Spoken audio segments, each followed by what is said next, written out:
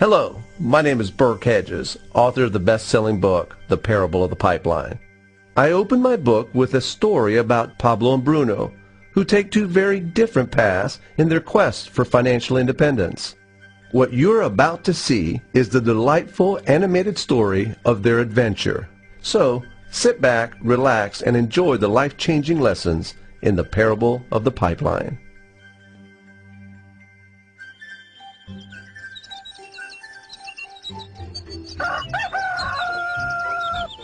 Far away, in a small village, near a beautiful valley, lived two friends, Pablo and Bruno.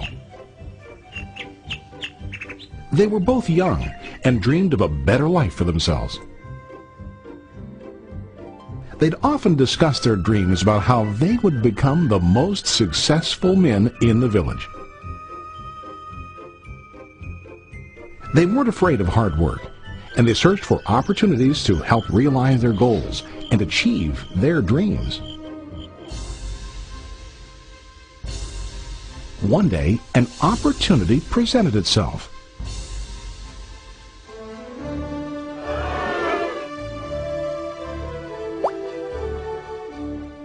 The mayor of the village decided to hire two people to bring water from a spring up on the mountain, across the valley, back down to the village. They were to be paid based on the amount of water delivered to the village. Bruno and Pablo enthusiastically got to work.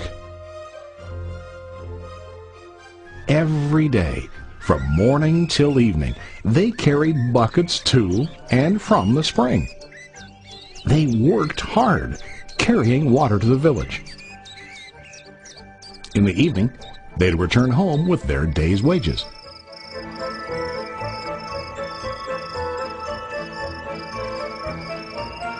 Bruno was satisfied with his work and the money he earned. He was sure that with this work he could achieve his dreams. Bruno thought that to increase his wages he could use bigger buckets to bring more water each trip.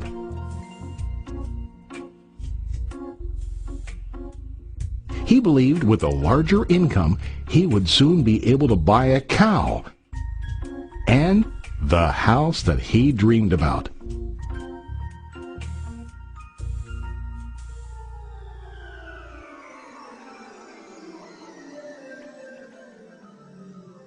Now Pablo was not satisfied. At the end of the day, his back and hands ached, and he was exhausted. He was looking for an easier way to earn more. One day an idea occurred to Pablo. He imagined building a pipeline to deliver the water from the mountain spring to the village. With this pipeline, he could get more water to the village without carrying buckets back and forth from the spring to the village. Soon, he got very excited about his idea and began to plan. Pablo, of course, shared his idea with his friend Bruno and asked him to join with him to work on and help build the pipeline. Bruno thought the idea was crazy. All Bruno could think about was what his money could buy today and how to get it quicker. He felt that building a pipeline would slow him down and delay him in achieving his goals. Instead, Bruno got bigger buckets and went more often back and forth fetching water. He was sure that with this method, he could make more money. Pablo decided to build the pipeline on his own. He understood that it would not be easy to build, and it would take time to complete the pipeline. Pablo knew that it could take several years to finish, but he set his mind on his goal. Every day he worked and carried water like before. But on weekends and during his spare time, he worked hard to dig in the rocky soil and build his pipeline. In the first month, there was little to show for his work.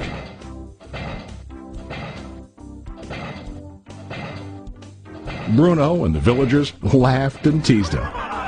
They called him Pablo the Pipeline Man.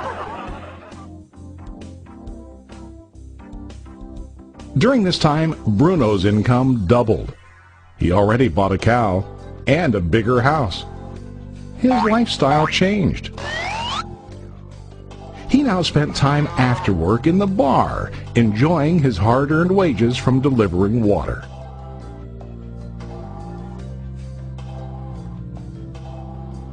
What Bruno didn't realize was that his body was starting to stoop from carrying heavy buckets every day.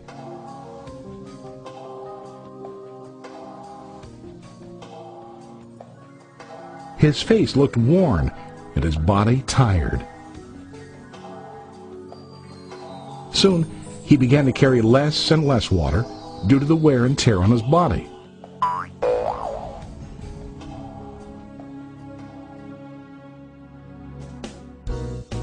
Month after month, Pablo worked. Soon a year passed, and then a second year. Finally, Pablo finished his pipeline. He now used his pipeline to deliver water to the village instead of carrying buckets. Pablo was now earning more money than ever before. The water continued flowing to the village, while Pablo wasn't working. While he slept and ate, the water flowed. Pablo was happy and proud of his insight, persistence, and hard work. Now his income flowed as long as the water flowed through his pipeline.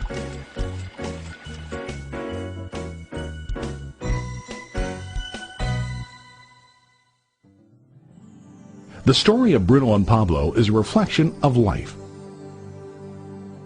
Their jobs symbolize what most people do to earn money. Bruno gets his money using buckets. He goes back and forth, carrying his buckets from the spring to the village in exchange for money. To increase his income, he either has to go more frequently to the spring or to use larger buckets. It's common in real life to increase our income by working harder. For example, working overtime or getting a second job. We also increase the size of our buckets by accepting a higher paying position, which often includes spending more time on the job. Most of us exchange time for money like Bruno. We know that every person has only 24 hours in the day and that it's not possible to use all our time to work. The most difficult time comes when we can no longer exchange time for money due to age, health, or other reasons. Then, our income stops. Now let's review what Pablo did. Very wisely, Pablo did not exchange all of his time for a limited income, but he used some of his time to build a pipeline. He knew that the pipeline would bring ongoing income as long as the water flowed. An ongoing income that multiplied the time he worked each day. Pablo knew that someday, maybe because of age or health, he would no longer be able to exchange his available time for money. Pablo knew that if he could make his idea of a pipeline work, then he only has to do the hard work of building the pipeline.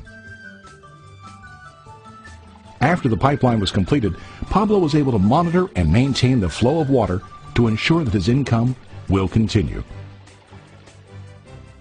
Pablo has shown us that to earn an income, we don't always have to directly exchange time for money. There really are better ways. How about you? Are you still like Bruno, who directly exchanges time for money? Or do you want to be like Pablo, building and maintaining a pipeline for ongoing income?